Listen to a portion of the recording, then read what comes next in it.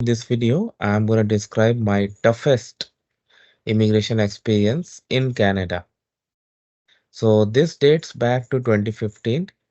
It was the month of February, and I was already in Canada on my second work permit, and I was granted Australian permanent residence. One of the mandatory conditions of my Australian permanent residence was to make an entry before a certain date.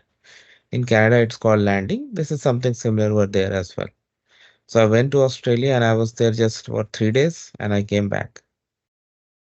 Now my flight was from Sydney to Vancouver and then from Vancouver to Toronto.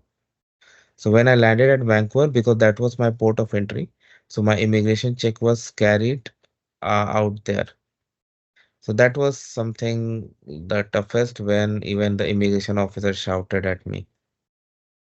So when I reached the counter, it used to be all paper declaration those days. And just for my 3 days of journey, I was carrying very minimum. In fact, I did not have any check-in luggage. All I had was cabin luggage. So I just went there and I handed my paper to her, my passport and all. And she checked the information in the system. Then she asked me a question, why did you go to Australia? To be honest, I did not catch the question properly. It was a very long flight all the way from Sydney to Vancouver, and I was completely exhausted. So I could not answer well. She shouted at me. This time I understood something else and I answered something else. This time she literally shouted really hard. Then I was then somehow some bells rang in my mind and I said,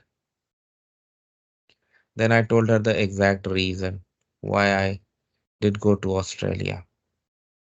She asked me to prove it if I had any. She was checking my passport.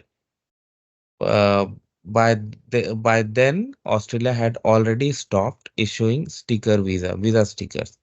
So I told her that Australians don't issue visa stickers, and she agreed to it. She asked for any other proof. Luckily, I had the visa grant letter as my evidence. I handed it over to her, and I also told that on the second page you can see the date and the condition. And she checked that, and she said, "Okay, so you are here on work permit and you went to Australia for this. Okay, good." She said, then she started looking at my declaration. It used to be completely paper declaration those days. So she checked and I had checked a couple of boxes. Like I was carrying some green apples, delicious Austrian apples. She said, you have to throw your apples, not allowed. I said, okay. Where she showed me a bin and she should go and put it over there. Then the next question was related to custom declaration. She said, why did you select yes here? I showed her, see this t-shirt cap I purchased from Australia in Australian dollars. And because I was not sure its exact equivalent into Canadian dollars, in order to be on the safe side with custom process, I selected yes. And she said, okay, fine. She's not gonna ask me to pay any duty, and she let me go. I had a bit more tougher experience when I uh, saw the second officer, like when I was going to the next stage.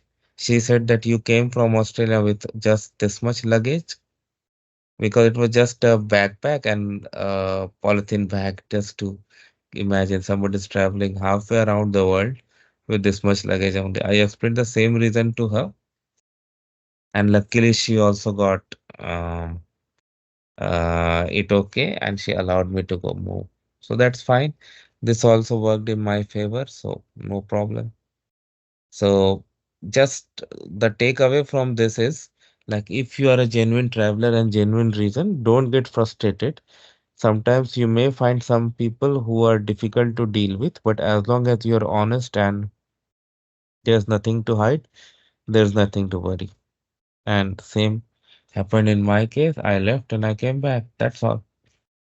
Be careful, guys. Thanks for watching.